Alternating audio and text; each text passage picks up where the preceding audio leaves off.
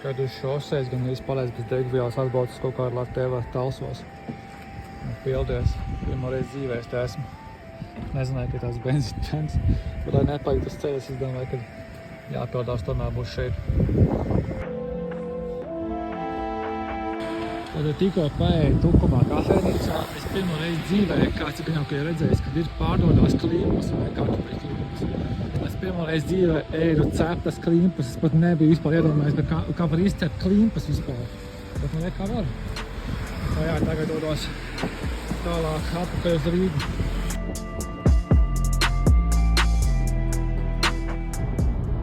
Nu ko, tagad atkal gandrīz pilna bāka. Man bija doma uzpildīties pūrē, vai ne?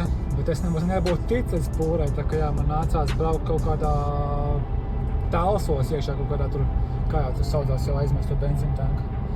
Bet, jebkurā gadījumā, ja dīzeli braukt, es joprojām pirmo reizi saka, ka pirmā pieredze ar dīzeli, kaut ir nereāli ekonomisks. Tagad pielēja pa 60 bišķi pār eiro un gandrīz pilna bāka.